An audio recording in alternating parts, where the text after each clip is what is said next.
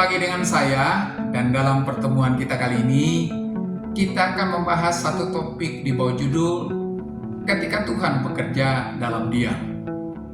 Saudara, dalam hidup ini, kita semua pernah mengalami masa-masa sulit.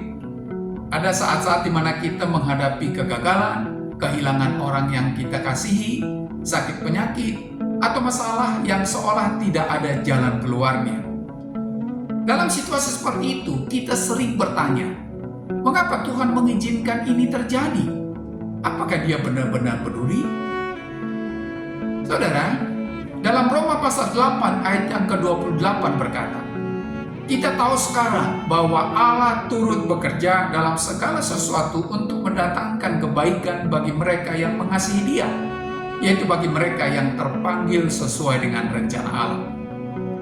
Ayat ini memberikan kita pengharapan yang luar biasa, di mana Tuhan tidak pernah berhenti bekerja dalam hidup kita, dan setiap peristiwa, baik maupun buruk, dapat dipakainya untuk mendatangkan kebaikan. Saudara, ayat ini mengandung beberapa kebenaran penting. Pertama, Tuhan bekerja dalam segala sesuatu. Tidak hanya dalam hal yang menyenangkan atau mudah, tetapi juga dalam penderitaan, kegagalan, dan bahkan kesalahan kita sendiri. Tuhan tidak menyebabkan penderitaan, tetapi Dia dapat menggunakannya untuk sesuatu yang lebih besar. Yang kedua, Tuhan mendatangkan kebaikan. Kebaikan yang dimaksud di sini bukan hanya kenyamanan atau keberhasilan duniawi, tetapi sesuatu yang membentuk kita makin serupa dengan Kristus.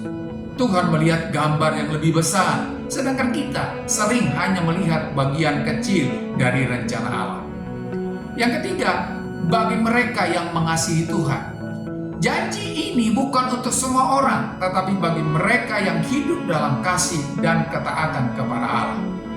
Saat kita tetap mengandalkan Tuhan di tengah tantangan, kita akan melihat bagaimana Dia bekerja. Yang keempat, sesuai dengan rencananya. Tuhan memiliki rencana ilahi untuk setiap orang. Meskipun kita tidak selalu memahami jalannya, kita bisa percaya bahwa Dia tidak pernah gagal dalam menggenapi rencananya.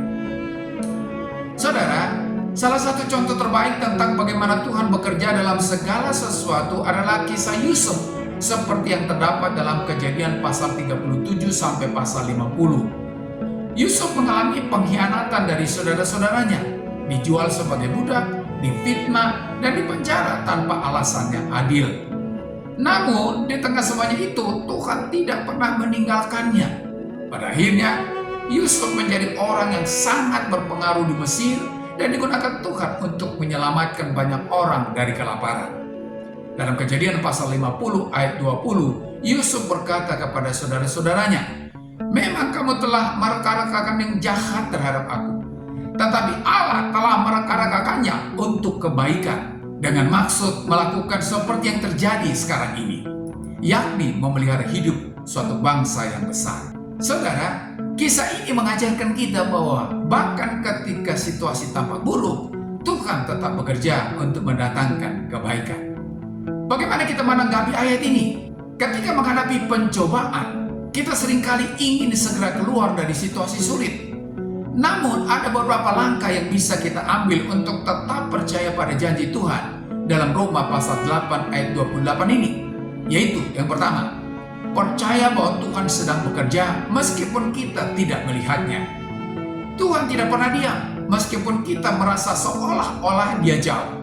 Sama seperti seorang seniman yang sedang membentuk patung dari batu, Tuhan sedang membentuk kita menjadi sesuatu yang lebih indah. Yang kedua, berdoa dan berserah kepada Tuhan. Daripada mengeluh atau berputus asa, bawalah setiap permasalahan kita kepada Tuhan dalam doa. Filipi pasal 4 ayat yang ke-6 dan 7 berkata, janganlah hendaknya kamu khawatir tentang apapun juga, tetapi nyatakanlah dalam segala hal keinginanmu kepada Allah dalam doa dan permohonan dengan ucapan syukur. Maka damai sejahtera Allah yang melampaui segala akal akan memelihara hati dan pikiranmu dalam Kristus Yesus. Yang ketiga, belajar dari setiap pengalaman. Setiap tantangan dapat menjadi kesempatan untuk bertumbuh dalam iman dan karakter. Mungkin Tuhan sedang mengajarkan kita untuk lebih sabar, lebih mengandalkannya, atau lebih peduli terhadap orang lain. Yang keempat, jangan menyerah, tetaplah berharap. Kita mungkin tidak mengerti sekarang, tetapi suatu hari kita akan melihat bagaimana Tuhan telah merancang semuanya untuk kebaikan kita. Dalam Yeremia pasal 29 ayat yang ke-11 berkata, "Sebab aku ini mengetahui rancangan-rancangan apa yang ada padaku mengenai kamu." Demikianlah firman Tuhan, yaitu rancangan damai sejahtera dan bukan rancangan kecelakaan, untuk memberikan kepadamu hari depan yang penuh harapan. Mungkin saat ini kita sedang mengalami situasi sulit, kehilangan, kegagalan, atau ketidakpastian. Tetapi kita bisa memiliki pengharapan karena Tuhan selalu bekerja di balik layar. Kita mungkin tidak selalu mengerti rencananya sekarang, tetapi kita percaya bahwa Tuhan tidak pernah salah dalam memimpin hidup kita. Mari kita terus percaya dan mengandalkan Tuhan, karena Dia setia dan janjinya tidak pernah gagal. Sampai di sini pertemuan kita kali ini. Kita akan lanjutkan di lain kesempatan. Terima kasih dan shalom.